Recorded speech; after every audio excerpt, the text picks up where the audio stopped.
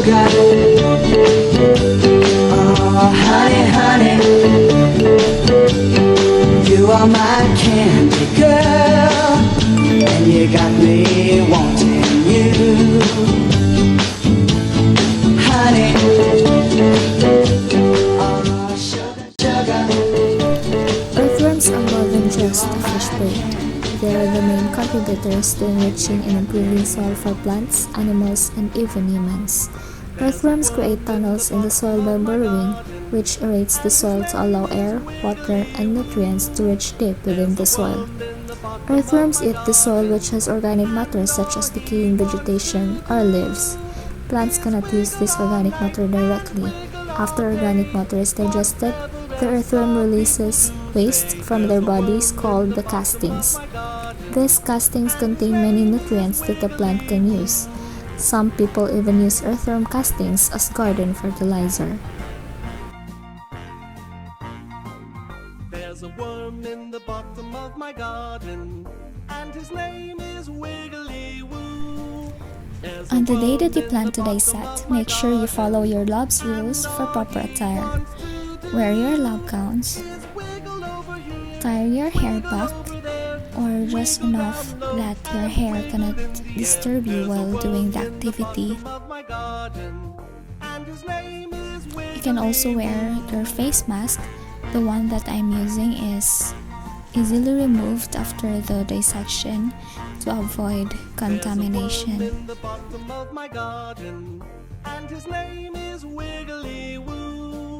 There's a worm in the bottom of my garden. Let's not forget to wear gloves, a latex or nitrile disposable gloves, which is very essential in any lob setting. Basic instruments for dissection include dissecting scissors, forceps or tweezers, scalpels, and needles, the straight and the curved one. There's a worm in the bottom of my garden. After getting as much dirt off the earthworms as possible, we put the earthworms in the alcohol to preserve. All he wants to do is wiggle to the sky and wiggle to the ground. Wiggle in a circle, wiggle all around. There's a worm in the bottom of my garden, and his name is Wiggly Woo.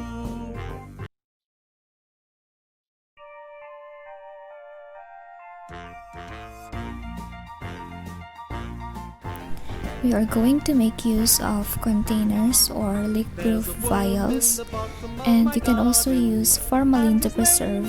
However, it is a dangerous chemical and safety precautions must be taken. And all he wants to do is wiggle all night and wiggle all day.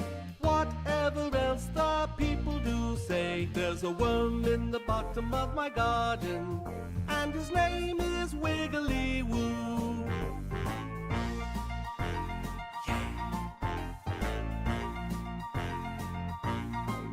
There's a worm in the bottom of my garden, and his name is Wiggly Woo.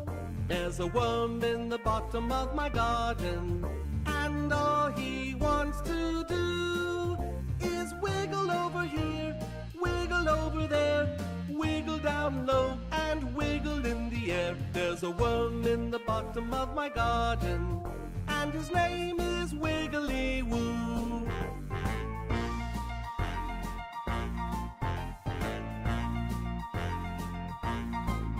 There's a worm in the bottom of my garden, and his name is Wiggly Woo. There's a worm in the bottom of my garden, and all he wants to do is wiggle all day and wiggle all night.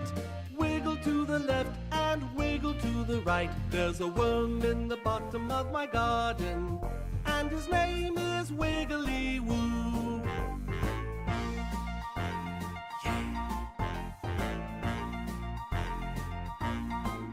There's a worm in the bottom of my garden, and his name is Wiggly Woo. There's a worm in the bottom of my garden, and all he wants to do is is wiggle to the sky and wiggle to the ground.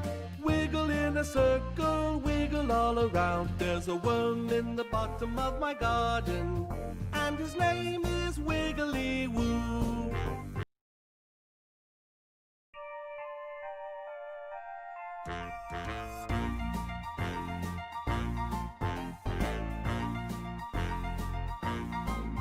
There's a worm in the bottom of my garden, and his name is Wiggly Woo. There's a worm in the bottom of my garden, and all he wants to do is wiggle all night and wiggle all day. Whatever else the I also printed some stickers to label our specimen. And his name is Wiggly Woo. Now we're going to keep the earthworms in alcohol for up to 24 hours. We should keep them in cool and out of direct sunlight. And we're not going to wait for too long.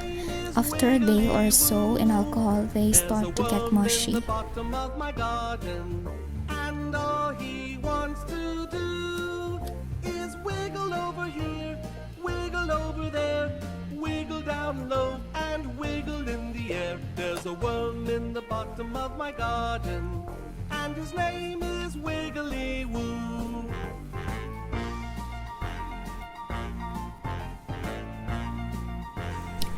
You can notice that the earthworm has a rounded dorsal or the back surface and a flatter ventral or belly surface. There's a worm in the bottom of my garden, and all he wants to do. We are going to pin the other side of the earthworm so it will be stretched on the tray. Wiggle to the left and wiggle to the right. There's a worm in the bottom of my garden, and his name is Wiggly Woo.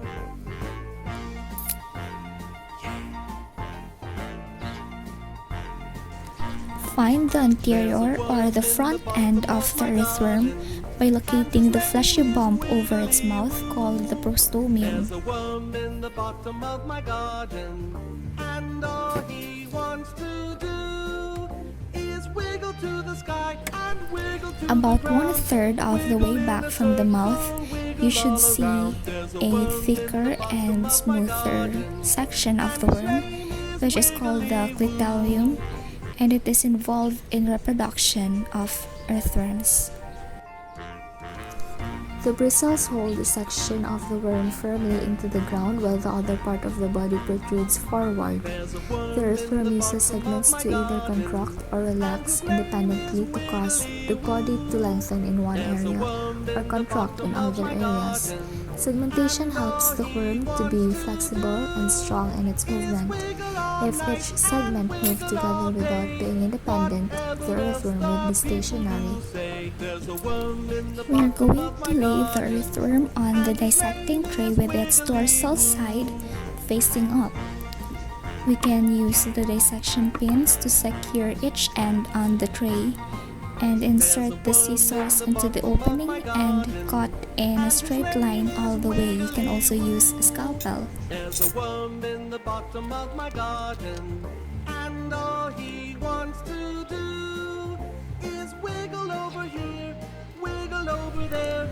Earthworms are classified in the phylum Annelida or annelines, which means little rings.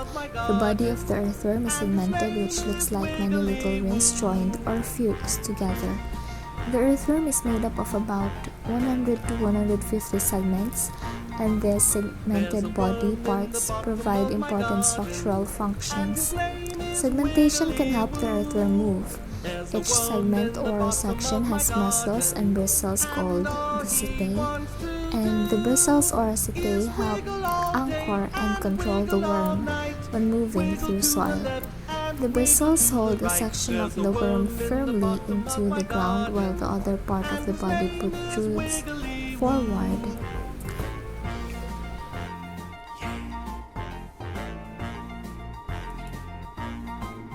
There's a worm in the bottom of my garden, and his name is Wiggly. The food such as soil enters the earthworm's mouth, where it is swallowed by the pharynx. Then the soil passes through the esophagus, which has calciferous glands that release calcium carbonate to rid the earthworm's body of excess calcium. After it passes through the esophagus, the food moves into the crop, where it is stored and then eventually moves into the gizzard. The gizzard uses stones that the earthworm eats to grind the food completely. The food moves into the intestines as gland cells in the intestine release fluids to aid in the digestive process. The intestinal wall contains blood vessels where the digested food is absorbed and transported to the rest of the body.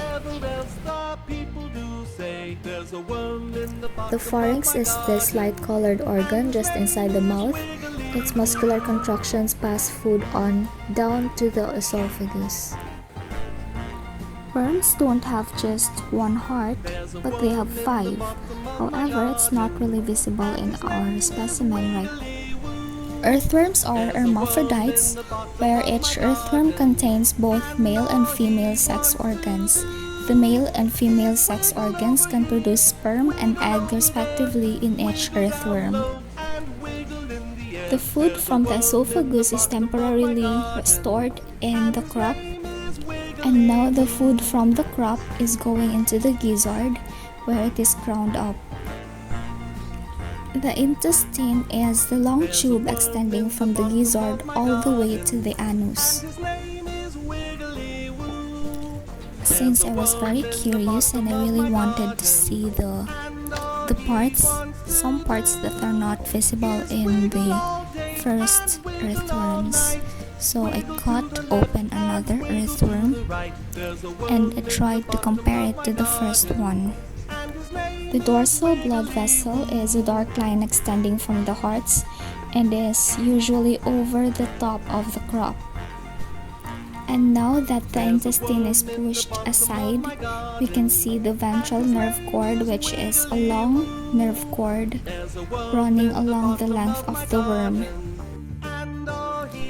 The posterior or the back end has a small hole where solid waste is expelled, called the anus. As we count down for about 15 segments or so, we can see a small opening which is one of the sperm ducts.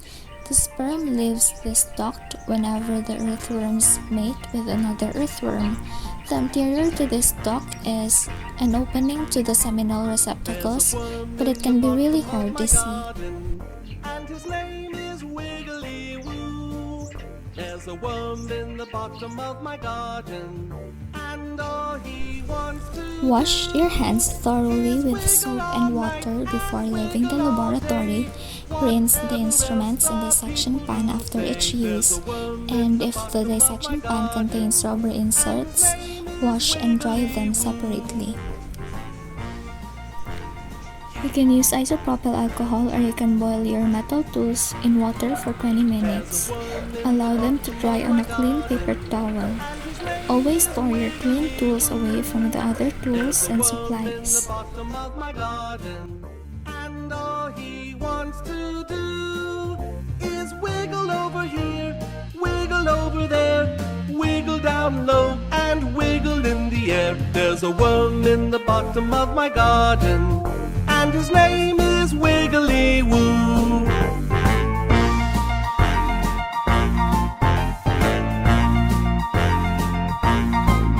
There's a worm in the bottom of my garden, and his name is Wiggly Woo.